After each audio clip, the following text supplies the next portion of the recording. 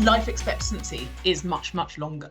So we need to reshape our organizations to support customers who are aging, who have, as you say, the numbers of 50s plus are expanding because everybody's living for longer. Which means you're selling to different people, you're selling different products to different people. And we all need to keep learning. I think you referenced that. We need to learn as employers how to integrate multi-generational workers. But as individuals, we need to keep learning. So how do you find, the obvious question is, with youngsters who are highly technically able, have grown up with a whole new kind of digital lifestyle, and people who are perhaps 50s plus aren't like that. How do we bridge that gap? Is that something that is something that you guys can answer to? Yeah, it is. And also, let's not forget that, ageism works in both directions. So 56% of people we survey under 30 have experienced ageism. So they just have it the other way around. They're called woke, or they're challenged around their desire to engage with business, or how they dress, or whether they wear headphones, or the fact that they type their notes into a laptop rather than writing on a notepad. There's little remarks and jibes that run in both directions. And when we resort to stereotypes, that's when it breaks down. But there are ways of bringing people together. I mean, one of the simple things that anybody in any organisation can do is get better at storytelling. So if we step aside from the work topic, the work self that we bring around what is our role, what's our hierarchy, what's our seniority, and we start to share stories about us as humans, where are we at our life stage? So if you say who's having a baby, if you look in the press this week, you might have Gordon Ramsay at 59, and you might have his daughter here both having a baby, and that is now life. This isn't extraordinary, this is normal activity. Who's moving house? What was the last concert everybody went to? So, as at the time of recording this, Madonna has been in concert across the UK. She's 65, but she will have an audience that will be spanning 4 generations of people. So start talking about Madonna, start talking about concerts, start talking about food, start talking about holidays and outside interests, and stop interviewing people based on what they bring from a work perspective. And also start to understand that, as humans, we're all the lead actor in our own story. And so we are the product of when we showed up at work and how we were schooled. So if we're similar ages, if you say we're mid-40s, I will write notes, but I will write them on an electronic notepad now, but I'll still write notes. My memory mechanism is to write down a note. I don't need to refer to the note, but I know I've written it down. I don't like typing notes on a laptop. However, colleagues younger than me will think I'm absolutely frigging bonkers. They're like, why are you being unproductive? Why are you turning up to meetings and writing things down rather than it being typed straight away that can be sent out in the meeting note straight afterwards? And there is a classic example of where the different generations think that they're right, and everyone is actually right for their own story, but need to bring it together. So if you're a people leader and you're trying to bring together these two groups where the person who's writing notes is getting frustrated with the person on the laptop, and they're going, well, they're not making eye contact, they're doing their emails, I'm not sure they're listening to what I'm saying. And the younger person's getting frustrated with their older colleague, thinking they're unproductive, it's old fashioned. Why wouldn't you just type it up and send me an email rather than send me a hand-drawn sketch? The answer is no one's right with just this product. And when you start to analyse that through every lens, so communications is another classic we see when we're doing leadership development.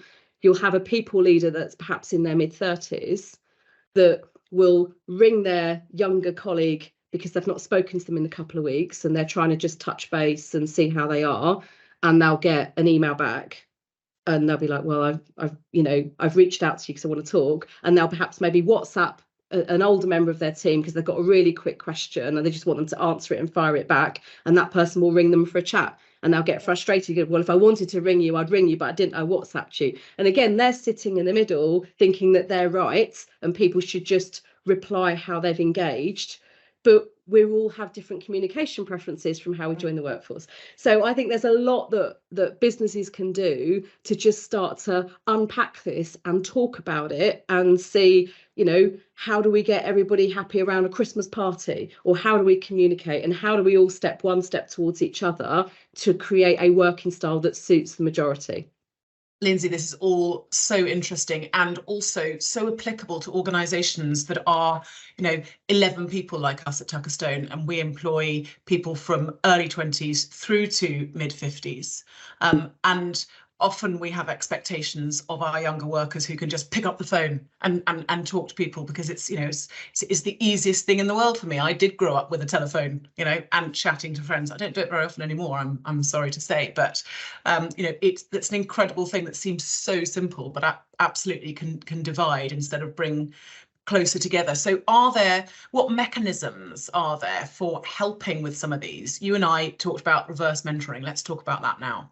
Yeah, so reverse mentoring, I think is brilliant, and reverse mentoring around age, where again, you're removing the seniority. So this is not about a senior older person mentoring a more junior younger colleague, because actually those roles are reversed as well. So we're seeing people in their 50s and 60s start again.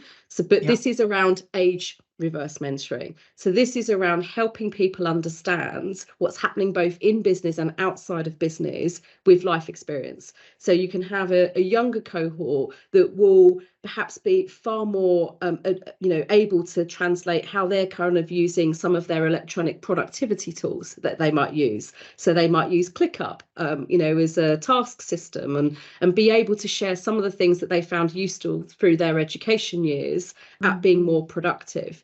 Whereas their older colleagues can share some other life experience around how do you build relationships, particularly where we're in this full virtual environment. How do you pick up on those? How do you network? A lot of people, don't have strong networking skills or relationship skills, or even outside of work. How do you cope when your mortgage repayment is doubling, with a change of interest rates when you've not been there through your life before? So we just suddenly start to see that people bring themselves to work, and actually everybody benefits. You can understand the value that every generation brings to the workforce if you compare your oldest and youngest. The other mechanism, if mentoring is not suitable for your business, would be just simply an employee resource group. So if you haven't already got an employee resource group that's focused on age, you should. So the likes of Virgin to Barclays to John Lewis have all got really successful age-related employee resource groups, and sometimes they're focused on older workers and making them represented in that segment, but oftentimes they are multi-gen. So how do we bring our youngest and our oldest colleagues and help us find ways of making our business inclusive to every age? So I have some questions, some quick fire questions, Lindsay. What are the couple of things that organisations can do for quick impact easily? Perfect. Well, the first one is data. So you don't get going in business today without good data. And in all of the experience working with some of the biggest corporations in the world, I have yet to find any company that's got good age data. So we can support with both a temperature check, so how culturally inclusive is the company towards age, with some benchmarking and some simple scoring to help teams kind of work out where do we start. But equally start to look at your data. And if you're not gathering and analysing by age, then you should.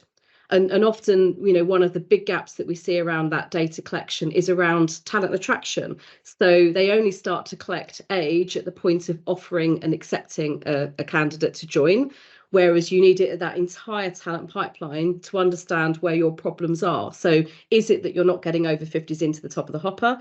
Is it they're being rejected at CV screen? Is it they're being bounced out of your ATS? Is it that there's particular hiring managers that aren't hiring that demographic? And if you don't know your data, you have absolutely no defence against the barrage of claims that are now being levied by older candidates that are suggesting that they're now not getting interviews because of their age.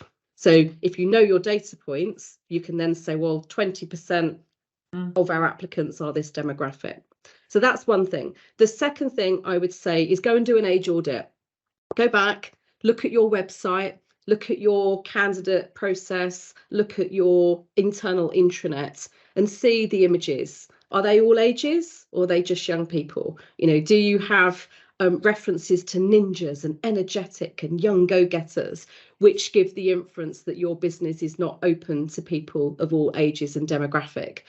So I think there are things that people can do, certainly for free. And then the third and final piece would be to go a bit public with it. So we're seeing lots more companies start to report on this topic and become age accredited employers, where they sign a charter of commitments and say, actually, we know we're not perfect, but what we're going to do now is focus on this as a key strategic pillar, and here's what we're going to do. Excellent. Well, from what you've said, people would be mad to discriminate against the 50s plus, because it sounds like they get an awful lot of bang for their buck, and lower risk, higher reward and higher commitment and more knowledge. Exactly. It's a bit of a win-win, and a happier younger colleague, and a happier team that, are people that are more attuned to mentor and coach and bring through the next generation. So, the key for us is not about focus on over 50s at the expense of your younger talent, but it's recognising that younger talent pool is shrinking year on year. And therefore, we have to focus on this older talent pool. And, if I leave you with that last statement, it would be, if you don't have an age strategy, you don't have a growth strategy. Thank you very much, Lindsay, for your time today and for talking so eloquently and passionately about this incredible subject, which touches us all at all times forever. My pleasure. Lovely to talk to you. Thank you very much.